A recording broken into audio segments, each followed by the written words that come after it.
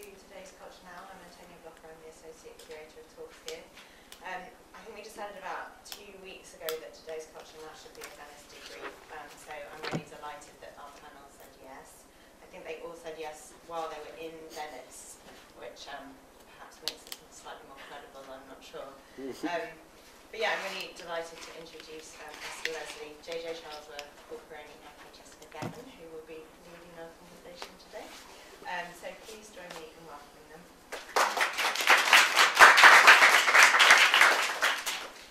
Okay, well, I think we're first going to begin with each of us kind of giving our little 5-minute personal encounter with the Biennale and how we felt about it, and then we'll have a discussion and questions at the end.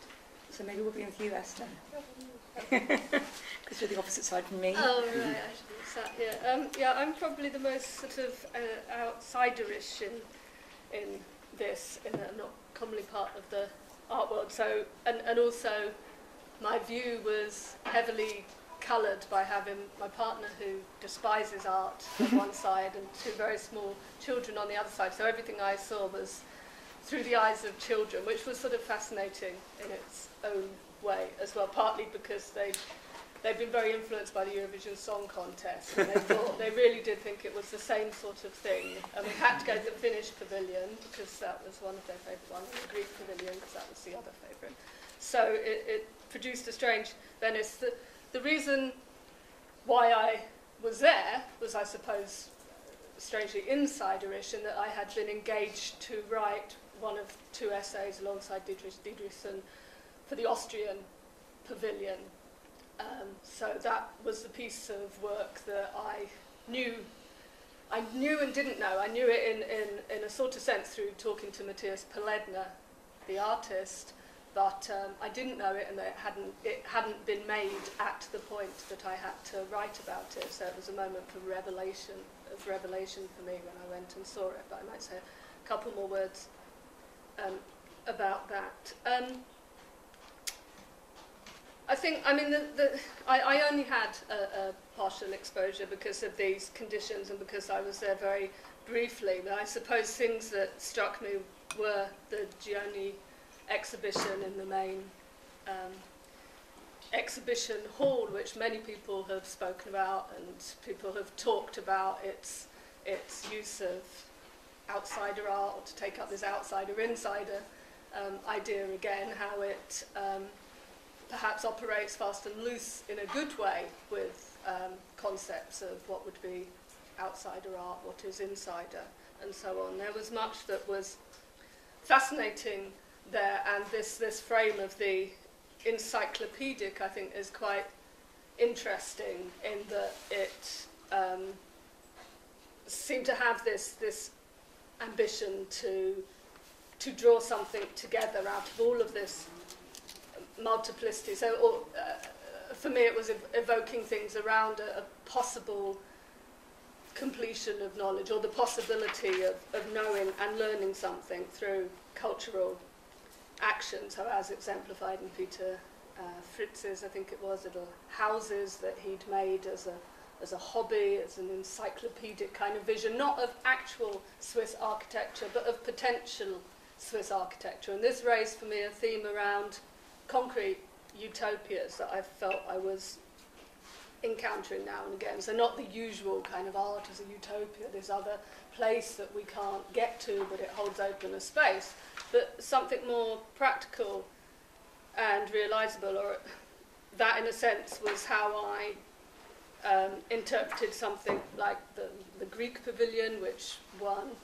and I'm very bad at remembering the names of anyone, and maybe that's an outsider experience or part of the Biennale experience. But so I apologise to those artists for not being able to name them.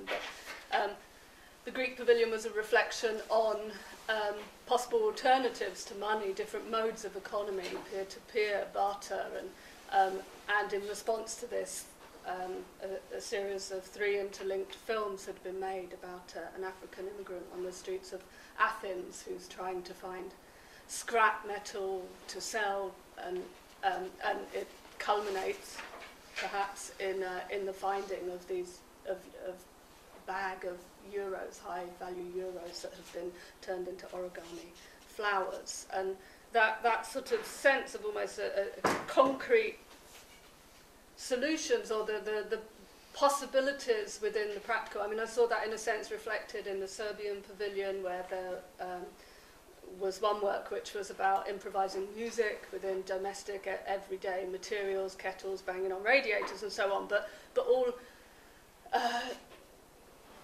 contextualised by an essay from Robert Crumb about how much he despises the imperialism of America, and you know, what would it mean to live in a crappy little country like Serbia where actually there is possibility. So, and not being offensive to Serbians here, but I mean, that's sort of the way that he's positing that what becomes possible in certain contexts away from the heart of power. Are you able to then think through concrete utopias? In a way, maybe the Israeli pavilion, which so fascinated my son, part of which was a film about the making of a tunnel from Israel straight into the Venice Biennale pavilion, into the Israeli pavilion by a bunch of artists. And of course the whole is also in the pavilion, so my 5-year-old thought it was real, and that sort of sense that it could be possible to evade borders. And I might interrupt you to give JJ his 5. Oh, sorry. Well, no, don't worry. We're obviously going to be talking about more. We'll come back to that. But, and I would just say, I mean, I think the Austrian piece, which I think is very difficult, having seen it, and perhaps we'll come back to it, but is, again, something around reflecting on these concrete utopias. Tell us about the Austrian piece quickly, because I didn't see it. The Austrian piece is by an artist called Matthias Poledner, who's been resident in Los Angeles for a long time. And what he did was to engage over 100 Disney animators to help him to realise a 3-minute fragment of Disney film as if it were found in the archives, as if it had been made in 1938, say, and had just suddenly been found. And it is, they use the methods of Golden Age animation, and it is truly bewildering, because you can imagine that this really is not a piece made in 2013, but a piece made in 1938. But then what that is then meant to evoke for him is the passage of time between then and now, the modes of labour, the sort of surplus giving of labour for something that then becomes so trivial, and also all of the historical evocations, because Disney was first shown in the Venice Film Festival in 1938, when he was up for a prize against Leni Riefenstahl.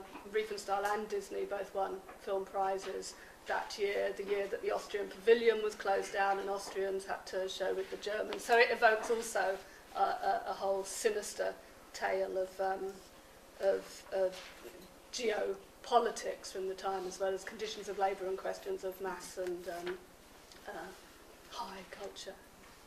Yeah. But it was very ambivalently received. Okay, thank you. I guess I was in Venice for even less time than Esther. So I'm actually feeling a little like I shouldn't be debriefing you on Venice, because I'm partly being briefed by everybody else. But I think it's it's good to describe to both the audience and to each other what it is about some of these works which are important. I was there for effectively 24 hours for various diary reasons. I only really wanted to focus on Massimiliano Gioni's exhibition, vinyl exhibition, the Encyclopedic Palace. It strikes me that there are 2 Venices actually every year. One is the curated exhibition, the other is the politics and the administration and the tendencies that can be detected in the national representation. I like the idea that Venice is a sort of Eurovision, or maybe it's more of a United Nations. It's not quite that, but it goes some way to presenting some kind of snapshot of what people are trying to do across a quite partial range of countries. It's by no means not everybody that is represented at Venice.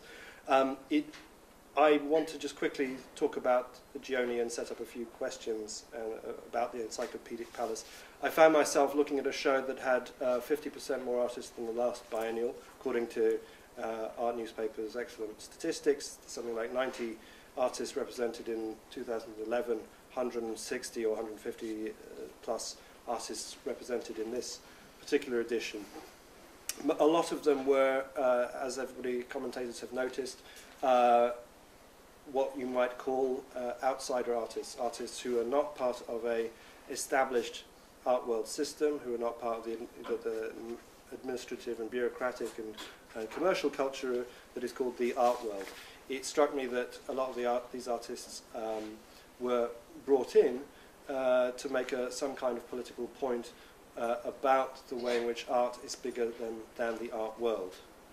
Pieroni seemed to have a particularly clear agenda to try and establish two things. One which is to say, in a rather romantic sense, that art is somehow bigger, more deeper, has a longer history as an idea and as a cultural phenomenon, as a part of human society, than this rather narrow, self-regarding, navel-gazing, blah, blah, blah thing called the contemporary art world. I'm not sure I bought that, because I think in many respects it was an evasion of precisely the problems that, or precisely the discussion which is constantly being had in the art world, to do with its own position within a broader culture, within a broader society. It's very noticeable that a lot of the pavilions, and we can probably discuss whether we kind of see links between them, were in many ways very, very self-reflexive on the condition of being a pavilion. Mm-hmm. So there were pavilions which were full of, what it means to be a building. So the Spanish pavilion seemed to be full of rubble. I mean, obviously there's a longer story to that piece, but obviously that rubble seemed to be quite an important motif in a number of works. There was an Italian pavilion work which was a bronze cast of a gallery space filled with a kind of rubble detritus, and that's not the only one.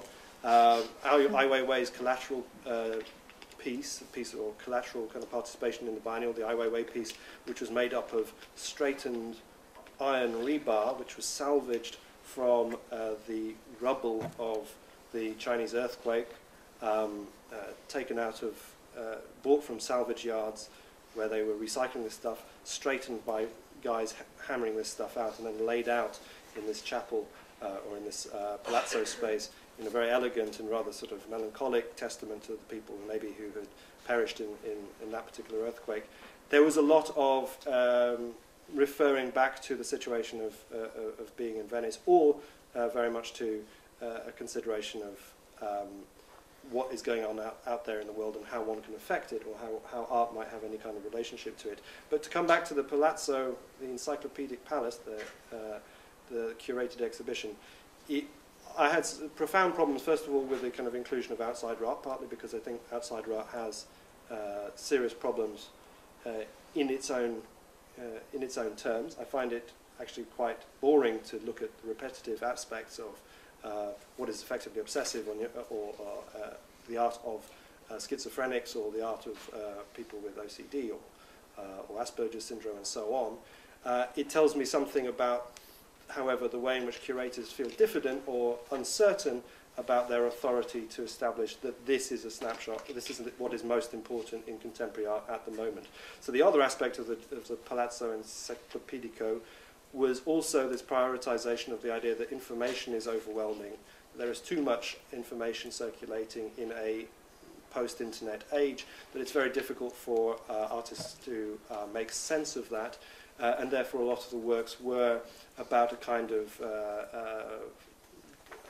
fuzz or kind of energetics of information that could not be fully comprehended. So there was a kind of paradox in the motif of the idea of the Encyclopedic Palace, that this should be a building where all knowledge of all human creative achievement could be stored, but at the same time the notion of making any sense of it was unattainable. And that itself seemed to be, in some kind of weird way, a big anxiety about what Venice should be at the moment. I'm So sure I'll leave we're it going there. to definitely discuss more about Pieroni's thing in particular. Paul, do you want to give your rundown? Yeah, just briefly, I've never been to Venice. It was my first time I've ever been to Venice. It's my first biennial.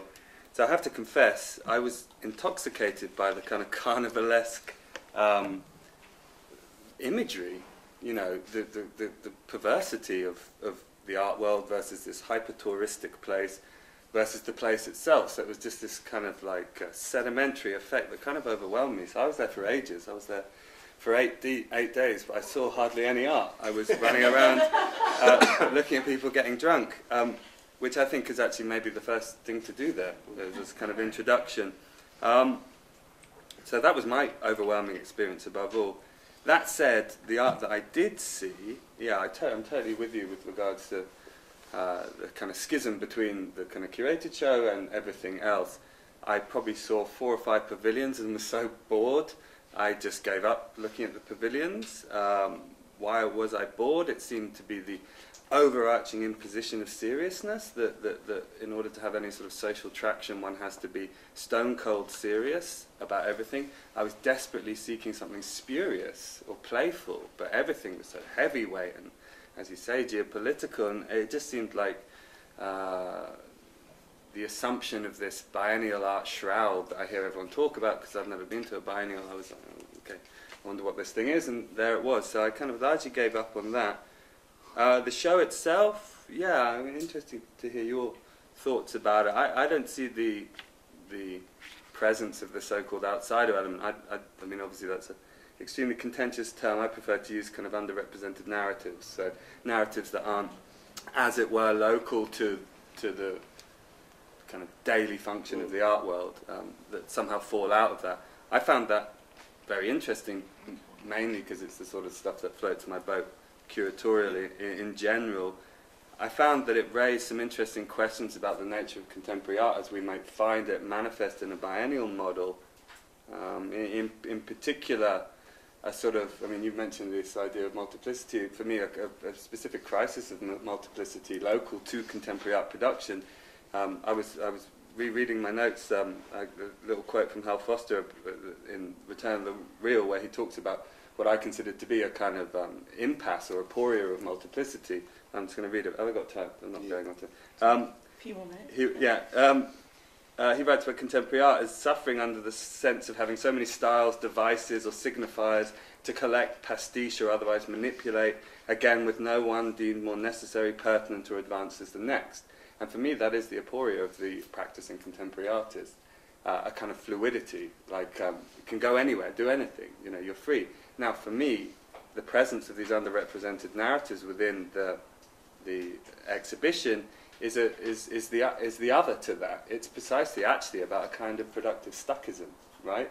Like these people, as you say, through specific designated psychological conditions, or I would say more generously because of maybe philosophical or spiritual investments, somehow find themselves specifically placed, stuck. You know, I mean, I use stuck. I mean, I like the word stuck. I like the notion of stuckism broadly as a category, which is actually like a neoliberal category where we're actually somehow fixed somewhere as opposed to being able to float about and do whatever. So I actually found it positively stuck, and the work positively stuck, and as a really nice, refreshing antidote to these jet-setting contemporary artists who kind of had the freedom of the city, as it were. And in as much as I was feeling that, I found where the contemporary art did crop up, it was kind of like a nasty reminder of business as usual elsewhere. So I found that there were two mildly intersecting circles, like a curatorial Venn diagram that was the exhibition. You know, the contemporary art as we know it, which I think was more effective in the Arsenale. You know, it seemed to be the Venn overlap seemed to be more in the Arsenale. Once you got to the Giardini, it was just like two completely non-communicating worlds. Here's this one narrative, and let's just drop some contemporary art around it, which was kind of a bit weird. Anyway. Okay, I'll do my little rundown and then we'll all blab to each other. This is my 4th biennial, and every time I go, I stay for a few more days. So I was there a week, and I saw tons of off-site stuff. I would say I was seeing about 3 or 4 exhibitions a day, and I was lucky enough to go to the Giardini the day before it opened to everyone, so I could see everything without a queue, and I hate queues.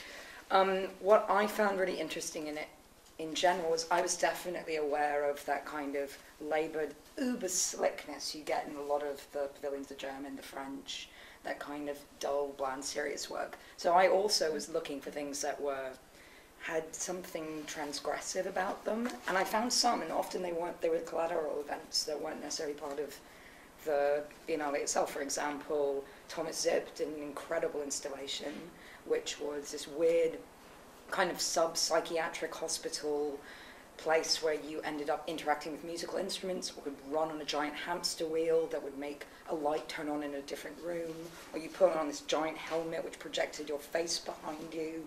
It was all kind of like a weird kind of psychiatric hospital where you can lock yourself up into things. For me, it was so strange seeing that within that environment that I really liked it. Or Bedwyr Williams for Wales and Venice, which I thought was one of the most enjoyable things I saw when I was there. I went and saw it twice. It was kind of an installation of 6 different rooms that were kind of all related to a film that was in the 5th room, which was like a crazy kind of fusion of cake and rocks and the formation of mosaics in this kind of ranting, continuous word from Bedwyr himself, which he was wearing like a fake mosaic mask, and it was exceptionally funny and light and very, very different from the slickness you saw else. Looking in Gioni's thing, I'm personally drawn towards a lot of psychedelic 60s, 70s bad art. So for me, seeing Keeler's art and Aleister Crowley tarot cards and Carl Jung's Red Book in life, I'm aware that that's the only opportunity I'm going to get to see those works within a Biennale situation. Because most of the time, certainly for the past 4 years, when you go into the Arsenale and the Giardini's main building, it's dry and it's quite boring and it's very heavy, and it's basically a little bit like Basel with an ego. The work that I felt that was really interesting in general throughout was work that kind of reinvented how you looked at film. So Ryan Trecarton's installations I found really interesting. Camille Henroth, who won the Silver Lion, I thought was very interesting as kind of representing the experience of being on the internet, but in a film form. Richard Moss's Ireland off-site pavilion along the Grand Canal, where he had this, he's best known as a photographer, but he had this infrared film of the Congo, but it was in a multi-screen installation that popped off, which went through moments of being so achingly beautiful, and then moments of being exceptionally disturbing, because essentially they were preparing for civil war at the same time as we're seeing the landscape they were within. I really love that. But for me, Venice is also about getting lost at 3 in the morning for an hour, and being in that kind of don't look now incredible environment, and the strange, ridiculous contrast of the space you're in and the desire and search for something enlightening. Or the reason why people go there is not necessarily just to drink Aperol Spritz. That's always a very nice added thing to do. But I think that actually the things that are the most interesting to me are the ones that make you suddenly go, well, the work here's crap. Oh my God, have you seen this palazzo? This building is incredible. And the opportunity to go in buildings that you wouldn't necessarily see otherwise, and what that does to your experience of the city. And I find that exceptionally interesting. And that's definitely part of the reason why I go back. Probably part of the reason one of my favourite things there is usually Axel Weerwoord's Museo Fortuny, when I know he's a curator that a lot of higher art world don't necessarily like, because he comes from a collector, antique dealer, interior designer background. But I went and saw the Tapies collection that he curated in Museo Fortuny, which is an incredible 14th century building, with the best Kandinsky I'd never seen, a Giacometti sculpture from 1929 that was one of the best sculptures I've ever seen him do. And you're kind of aware, I became more aware of how the canon of art is created is not it's all about access. So I think Venice can provide moments of access that you don't normally get, so you can reinvent what those things are.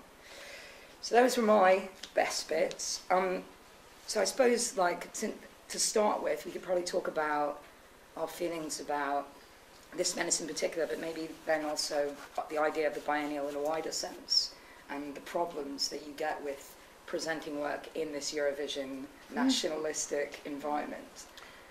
Well, do people agree that there's something a little bit historically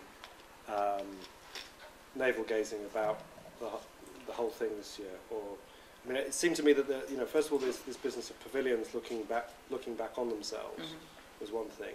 You had the recreation of the When Attitudes Become Form exhibition in Bern in 1970. Prada, the Fondazione Prada, 1969, which is like a, I mean, that sounded like a big deal. It was A lot one of of the people most saw boring that. shows I've ever seen. Okay, but to establish, Yeah. to reinvent and effectively Yeah. to reproduce an exhibition of such historical stature seemed, I wanted to know why one would bother. It's filled with Yeah. rubble as well. Well, There you go. there's those kinds of works in there. So there was that kind of issue of like, well, what is there a sense in which the Biennale, Venice Biennale, is getting into a situation where it's sort of reflecting on itself quite a bit? It made me wonder whether it was a very stable entity anymore in terms of who is calling the shots. There is I did get a very strong feeling that it was what it always has been, but it came out stronger this time, relatively Eurocentric, slightly sort of there are powers, there are sort of influences and interests which seem to be at work in terms of the city, in terms of the institution's relationship to the European art world, how it operates as a kind of status broker for a particular art scene at a given moment, and whether that seems to be sort of very stable or not at the moment. I wonder about that. It really struck me that, obviously there are very kind of obvious criticisms of the curated show as being mostly European men, which it was. Enough Americans, but mostly Europeans. And very reflective of Gioni's. Basically, if you went to the new museum in the past 3 years, I would say 50% of it, like I saw it in that show, I mean, literally repeated works. Yes, there seems to be a problem about curators as well. Yeah. And quite actually why, I mean, the reason I kind of bring up the idea of like there being 2 Venice Biennales, one which is this kind of hodgepodge, kind of all-comers thing, where you have the Giardini, you have the collateral events, which are effectively anointed events by the organisation, and then you have just anybody rocking up and putting things on, which is actually the greatest charm of the whole thing.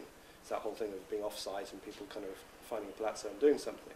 But then there is this issue of what exactly is the logic and the politics of having a curator curate, and I don't know if it was because I was just flying through and everything felt unstable, but it just struck me that there seemed to be some kind of issue there which wasn't settled. But I mean, thinking about this national question, how national in a sense are the pavilions? The Austrian pavilion was curated by an English curator, Jasper Sharp. The French and the Germans, they did this swap, which is a kind of play, and again, this evoking a whole enmity and amity of the nations, isn't it? So it pulls it into this sort of self-reflexivity. But I mean, again, and they were displaying non-national artists in each. So, I mean, it's sort of, and there are all sorts of tensions there between to what extent it's a national staging. I mean, it's not like the Great Exhibition of 1851 or something, is it? The architecture seems to be like a legacy from that kind of Victorian concept of the world. Yeah. But then Lithuania and Cyprus shared a pavilion, and they therefore got special mention in the Golden Limes. But there's that kind of unravelling of that which is now kind of set in motion since at least 2 editions back, I think. Certainly when Liam Gillick represented Germany, which was the first time a non-German had represented Germany since I think it was Namjoon Paik. There is this kind of chic now for flipping your pavilion to someone else. Or the British Pavilion, which was Jeremy Deller, it was a show which was deeply, deeply introspective. It was about a kind of idea of Britishness and what it meant and what kind of Britishness we're talking about, or Englishness, and one which is steeped in some kind of relationship to conflict, internal dissent, and so on. I mean, that seemed to be falling apart, maybe. I don't know if that's too strong a way of putting it. But given, I mean, I don't know too much about how the pavilions, as it were, distill and come together, but is it a prerequisite that there should be some sort of national representation in the content? Because what I was desperately seeking was actually a line of flight away from that responsibility, and actually a bit of irresponsibility. And I found it may be a bit depressing that no one took it upon themselves to go, okay, well, let's actually avoid the question of nationality here. Let's actually not represent either Right. It seems that the pavilion jumping is a kind of like a play within a still pre-designated zone of national discussion, but actually wanted like a completely non-geopolitical, non-national moment. I mean, I gave up, so I don't know. Was it there? I think you're right. I mean, I tend to like looking at these in terms of like internal collapse, the collapse of old models. But they just won't collapse. Yeah. They won't die. They teeter. They're just wobbly, and they're internally wobbly, and they'll carry on being internally wobbly until. But then Venice is the perfect sink. metaphor, right, for this whole thing. The whole thing Slowly sinking fluid. But that was exactly the. Stinking. That was again the kind of joke with, I think it was Alfredo. God. Yeah. You have Yeah, Alfredo Yar's sinking Venice, that. raising Venice model, which was in the Chilean pavilion, right? So this extraordinary model of the Giardini, beautifully made and sat in this enormous pool of stinky green water. Well, not stinky green, but it had that kind of Venice canal kind of look to it. And every 2 minutes, this beautiful model would pop up, drip for a few moments, and then slowly disappear back under the waves. And there was a lot of this kind of. I mean, if that was my kind of short sample, because I think I saw the Palace, the Giardini show, and then maybe a dozen other things in that 24-hour period. But if that was the kind of sample that we're starting to kind of notice, I think maybe that's a big issue. And I think you're right, or certainly I would agree with the idea that it's going to go. It's stuck now with this narrative of we're not nationalists, we don't like the whole nationalistic idea, because that's a very kind of long-running critique now, and it's a very sort of well-established left, centre-left critique of Venice, that it's a great exhibition style, 19th century, imperialistic, blah, blah, blah, right, phenomenon. Okay, well, yeah, it's also an enormous tourist trap for a dying city. I don't know. I thought what Paul was saying. In the end, it's going to fall apart. And I think it's true that maybe if the interest is in all the stuff which is outside the Giardini, that's a serious symptom of that.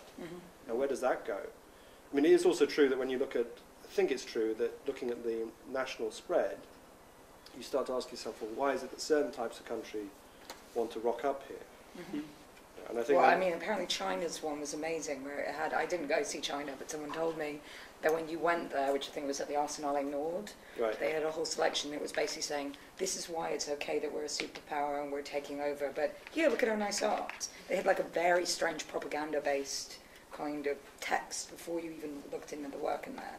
Yeah. So there are definitely other motivations, and Azerbaijan had a huge number of off-site and based work, and that's definitely because the governing family is very much into promoting art to hide the fact they torture journalists, that kind of thing. So there's definitely other political motivations, I think, with. Well, there is definitely a Eurovision logic in as much as it's very noticeable that Central Asian, former republics, or the Central Asian contingency turns up fairly, tooled up, as it were. And then Southeast Asia is not so interested to represent itself. Sadly, there was no Singapore this year because they were great the time before. And so there's that kind of, this is not a Korean pavilion. There's lots of kind of odd. I mean, I don't know. We are talking there about whether we can detect anything really intelligent about the geopolitics of biennial culture. But we already just seem so far away from art. Yeah. That's the thing. That's like actually it's fascinating.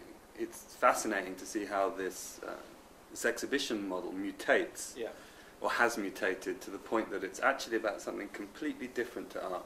But for me, the experience of therefore visiting respective pavilions was of the violent absence of art, actually of a type of stuff, but actually nothing I would really ever really want to think about as art. And that's just my personal opinion. But lots of trees and I know, I mean, as someone who labours to produce under a very small budget, it also was the profound sense that here is, in most of these pavilions here, the budget, as it were, precedes the content. So the tail is wagging the dog. They've got to fill this space. We've got this money. What are we going to do? This guy, that woman, And I think that's just, for me personally, just the completely wrong way around, because the art has to precede the budget in a way. It doesn't most of the time, but that's what I find really interesting about what Gianni was attempting to do, and it may not have been successful in it, but by the inclusion, and actually if you read most of the wall text, most of those, I would actually say the number of artists who were outsiders in terms of disability was actually much more of like artists in search of the spiritual in terms of what they were. So it's not necessarily people who don't come from an art background, it's just they're expressing it in different contexts.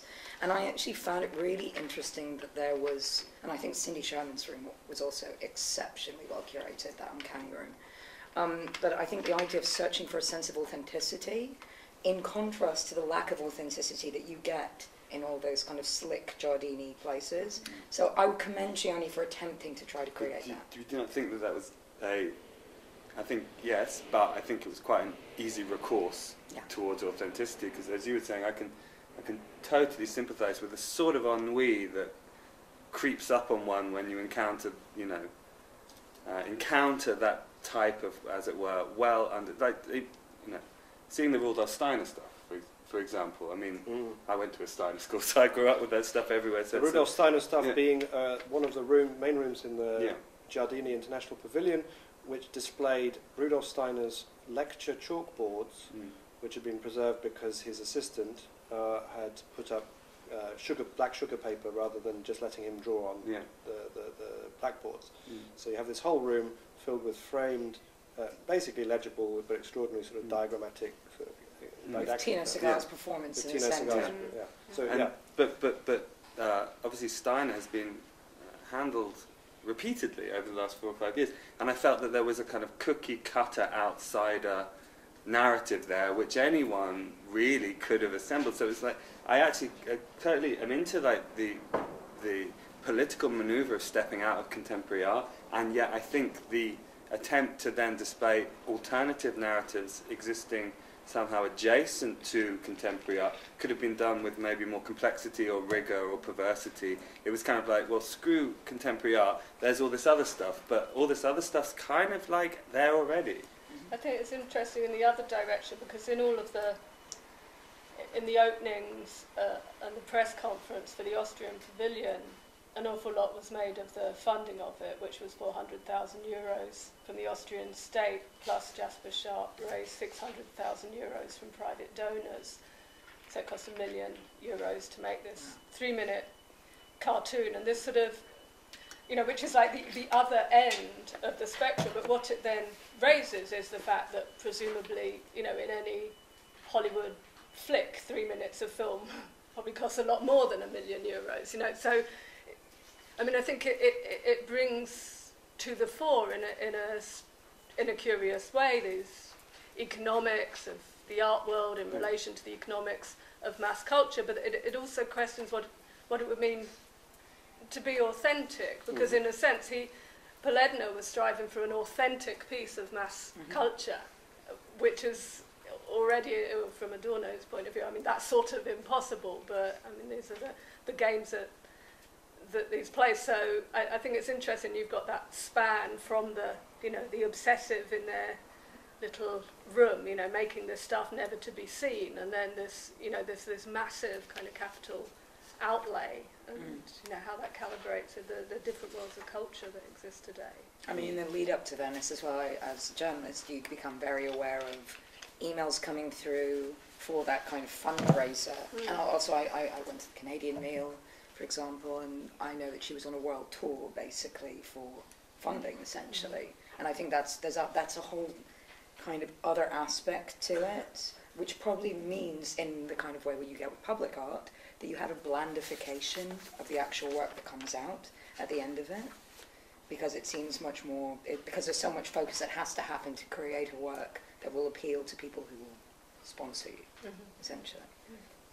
But I also, and the contrast to that, I found it specifically interesting that you get someone like Peckham Palazzo rocking up, and it's young London taking over space and trying to engage and create something living and performance and event-based within that environment, very socially based. But I found it quite admirable to, at least it felt like it was a bit grit to it. And it actually was exceptionally well produced, though I think they had problems with, again, the involvement of Bloomberg. But, yeah. But that's, there's many issues there, actually. We could ramble on. Maybe it might be a good idea to get some pointed questions to poke us in the right direction. I want to ask Morgan something. Yeah. Sorry, Morgan, to freak you out. but Morgan, you know a lot about music, right? Yeah. And then going back to your question about exhibitions, it seemed, and then I was thinking about cinema. Okay, so like I was getting the tube up here, and I was like, wow, look at this new Superman movie that's coming out next week with Russell Crowe and some guy who looks just like Superman. And I was like, okay, well, this notion of the exhibition about the exhibition, which is essentially like a historiography of the exhibition through the same means. We're getting that in cinema. We've lived under the age of that for quite some time now, where they're just like remaking old stuff. And then you think about music and this kind of like continual recycling, which isn't really a postmodernity, because that at least took upon itself the idea that things should be jumbled up and messed up. And I see in music, I mean, and Morgan maybe can speak more eloquently about this because he knows a lot about music, but like this just cookie cutter inheritance. It's just taking, like, you see it with all these throwbacks actually, and you know, these 50s kids, just taking a specific moment and just replicating it for the now. And I wonder what that says about our time. Well, I don't know. I mean, I think there's probably a number of different reasons why people look back and take from previous things. So there was that book, I think, Retromania by Simon Reynolds. Yeah, great book. Which is kind of, I guess, I didn't read it, but Tracy I got from someone who read it was sort of, that's quite a pessimist view of people who are doing that sort of action. But I'm reading a book at the moment by somebody, I can't remember her name, but it's this book about something called temporal drag, which is to do with the idea that when you excavate or when you pull from things that have happened before, you're completing work that's not been completed. So instead of it just being sort of pastiche, you're finishing what's been started. So I think there's a healthy impulse to do that, which can be discerned by looking at what the results of that sampling of a past work is. So with a band like, say, Disclosure, I would say that that's what I would call unhealthy sampling of the past. It's just, I would call that pastiche, but then in terms of Portishead, I would call that healthy mining of that sort of history of electronic music that's been under-referenced. So yeah, that's my two. Temporal drag. But that's interesting. That's a great concept. It's a great idea to bring in. I mean, I certainly would think that you'd have to look carefully at the Pieroni show in terms of its relationship to time, or art historical time, because actually it's a very old show. In terms of, like, you look at the birth date, birth dates or birth date years, whatever, of the artists, and it is a very backward-looking, historically attentive show. The outsider artists are not particularly current in many respects.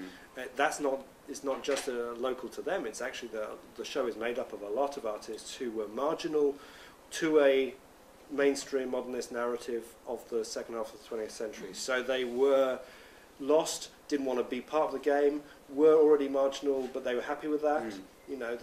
So there are kind of old kind of classics that are marginal cases that you would have heard of in particular seminar, art school seminars 20 years ago. People like Pierre Molinier and others, people who were maybe close to the surrealists, but they were too extreme, or there was an issue.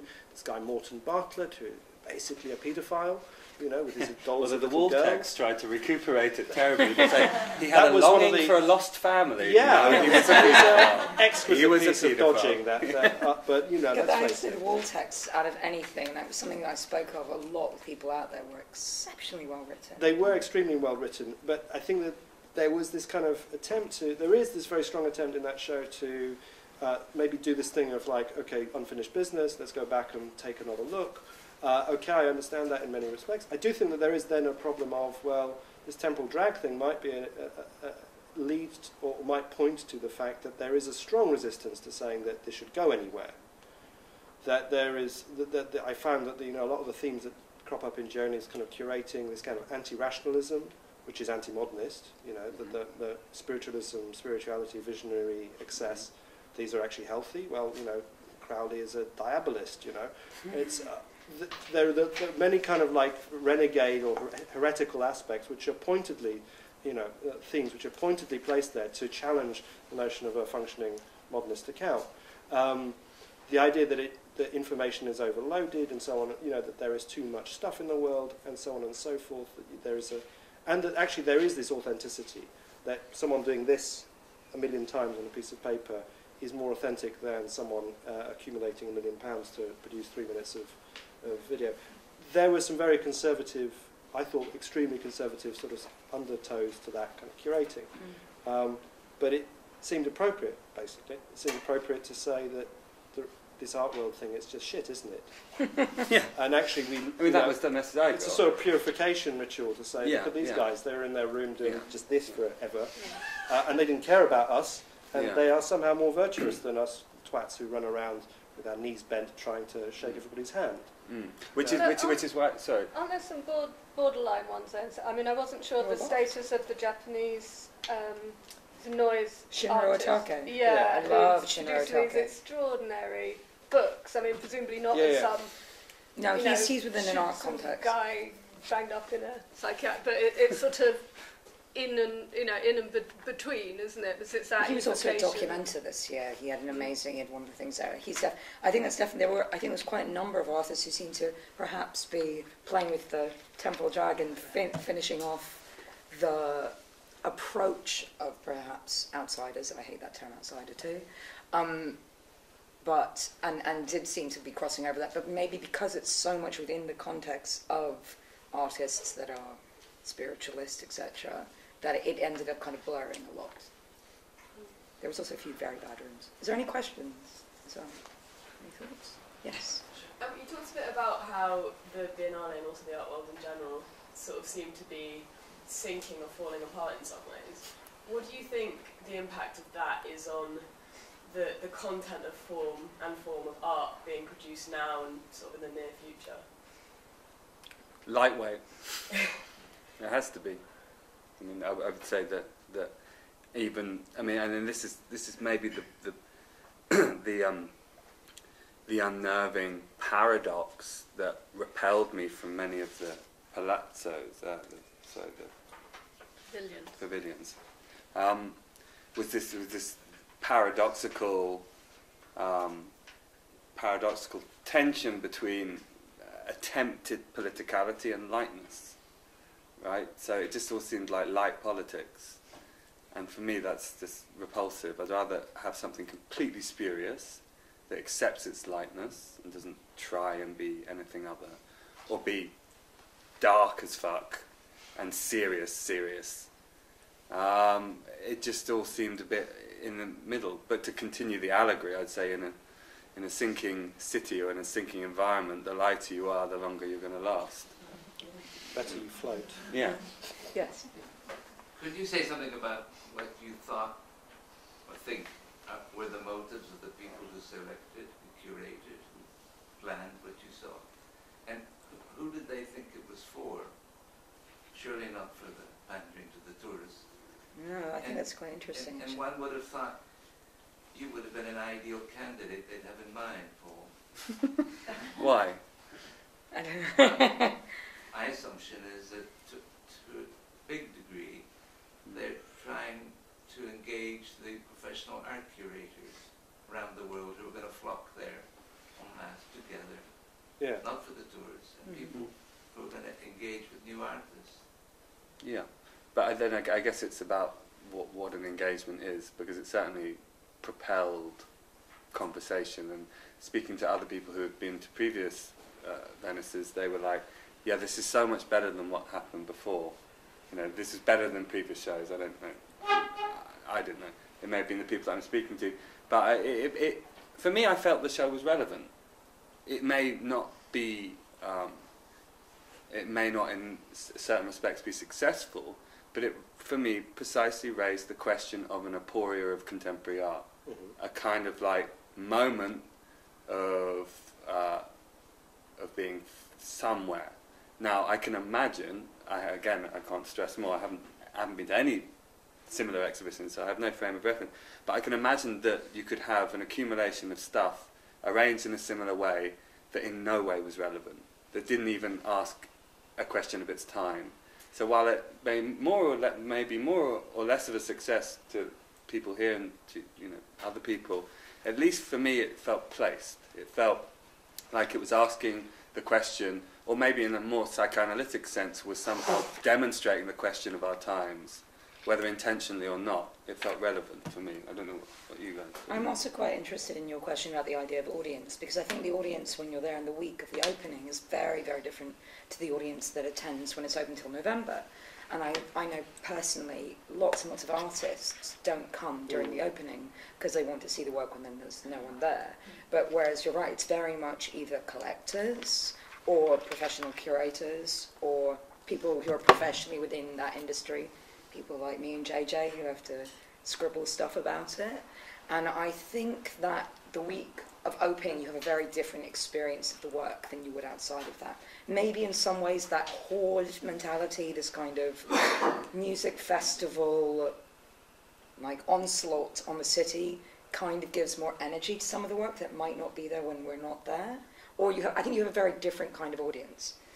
Sorry to interrupt, but I found that quite problematic when I went before. I mean, I didn't go when there were lots of parties and things because I hate private views really, because I think they're sort of the diametric opposite to what I'm supposed to be doing when I'm seeing a show, which is getting into the work. And I think the last time I went to Venice Biennale, which was the only time, it was this horrible feeling of being unwanted, of being a sort of second-tier citizen in a space, because really there's a price for you. It's like Bugsy Malone, you know that section where they go into the cafe and they spin the tables around and it's all good. And it's kind of go and get on the boat and there's one price for you and there's another price for the people who live there. It's just like, it's really, something just felt fundamentally wrong to me about, I just felt like a parasite really, and I thought, that's going to be amplified like 1,000 times if I go there, and it's just a huge ongoing private view. So, but weirdly, the private view drowns all of that. I mean, that's the thing, it's so big, you almost crush the nature of Venice momentarily, which in a way is like a buffer, because I imagine that when you go normal time, there's a parity. Whereas if I just felt it was a big takedown, like a big takedown of the art world taking it down. I think it would amplify it for me more because I'd be surrounded by people who foreground the mechanisms of the art world, because they'd be involved in the art world, right? They'd be journalists, writers, curators. They'd be not sort of... You, basically. Loads of people like you. So, I was wondering, like, how could that not cloud your reception of the work? Absolutely. But there is. I mean, first of all, if you want to actually go and see the Venice Biennale, the best time to go is early September. Okay, you might miss some of the kind of the off-sites which can't stay open all autumn or all summer. But we went last time I went was the last one, and that was in late October, and it was great. And it's cheap to stay there, and everybody's laid back, and restaurateurs don't try to rip you off, and it's really nice. The other end of the diary is that it is it's just the power moot for the art world, like a lot of these big biennales are. My editor was at the Fondation Prada dinner, and it was Larry, and it was Nicholas, and it was Ivan, and everybody was pressing their flesh, and everybody was doing their thing. And it's it's whatever. It's not nice, not nasty, but it's just the fact that it's where power is brokered. Now, what I find I'm allergic to with the opening week is that actually with biennials there is, because of the media logic of trying to write up quickly as much as is possible, because somehow you have to be instant about it, takes away from actually doing any serious work of criticising what goes on. Now, the good reviews of Venice should come out 4 weeks later. There should be no discussion of Venice, of substantial discussion, until everybody's had a good think about it, until critics have had a good, proper, mental workout on what the hell is going on. The problem is, of course, that curators get away with a lot these days, because once it's open, they're on to the next one, and because the media cycle is such, there's no substantial questioning of what goes on. That's like what I mean. Eurovision, basically. Precisely. I mean, that's what I mean about saying. It never gets any better.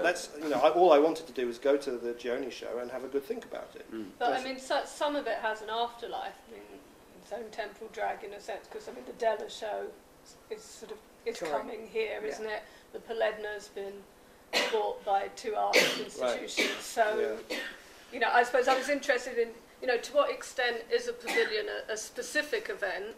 To what extent is it like a nice department store showcase that then gets brought up and shown in other contexts? And I mean, maybe that's do you find that, I mean, certainly I would notice, last couple of times I've been, you notice this kind of like feeding frenzy amongst minor second-tier curators to shore up their programme for the next year. Yeah, definitely. You get that at all biennials and all documentaries. So that department store thing is definitely for curators, and they have to be in there early because they have to make the contacts and they have to do the deals. It's a bit like film festivals and distribution deals. Can a week later. Yeah. There's a lady at the back who's got a hand. My question really, I think you probably answered it. So I've got 2 things. The one was around whether this process has a homogenising effect, and that it becomes sort of school for international curators. And you talk about pavilion jumping. There's an acceptable time for the international curator that a country pavilion can take on, and okay, so it's now expected that you don't take someone from your own country. You're not internally trying to represent fashion to do a great exhibition anymore, but you still choose someone within the general constraints of this international art world. So effectively, bringing them all together has even more of a homogenising effect. It's sort of a destructive spiral. But then on the other side, I wanted to ask, because we haven't really mentioned any positives, and I wondered if there was anything positive that comes out of Venice Biennale, because whichever way you look at it, there is a huge amount of national and public money and some amount of private money being thrown at commissioning new artworks and being thrown at making publicly available a load of artwork, whether it's a Giacometti or a Segal that work available for a long period of time to an audience, any audience that can get to Venice between now and the end of September. So is there something positive that comes out of that amount of money being thrown at art, or is it actually negative because you're throwing more and more money at increasingly homogenous, restrictive art? I definitely agree with you about the idea of the homogenisation in the main Giardini pavilions, but I would argue, I mean, on a personal note, if you're lucky in a good year, you'll discover new artists you've never seen before. So that I, for example, not in this year, but the year before, I discovered an amazing artist from Latvia. I really liked a great one from Singapore. It's a marathon process, because you really have to cross the city and expect to get lost and have a nightmare trying to find somewhere at the arse end of Giudecca. But you will, if you're lucky, find something like, even within Gioni's show, there were artists that I was unaware of before. I mean, there's some that I knew I was going to love Ron Nagel before I came. I loved Ron Nagel. I knew I was going to like Shinro Otelke, but I hadn't seen Emma Kunz's work before, and I really liked that. There were definitely, or like Robert Gober's Dollhouse. I'd never seen any of those before. So I think there is an opportunity for discovery, which is a positive side of it. And certainly for people who are less art-obsessed than I would imagine people in this room, then I think there's probably a huge amount of discovery that you can get out of being there. And also, I did preface what I said by saying I had a hell of a lot of fun. And I think that's very positive, and I think if people were a little bit more real about the art world, they would fess up that art is sometimes quite contingent in an array that contains all these other things, such as friends and lovers and parties and stuff. If they just were honest, they would accept that it's part of this big thing, and Venice is amazing for that. I mean, it's so much fun. They do pick Venice, and they do pick Miami, and they do pick, they pick them for a reason. I'm hoping they'll come to Bold tendencies, end of the month. Yeah. Do we have to finish now? I'm afraid we do. Okay, thank you very much. Thank you.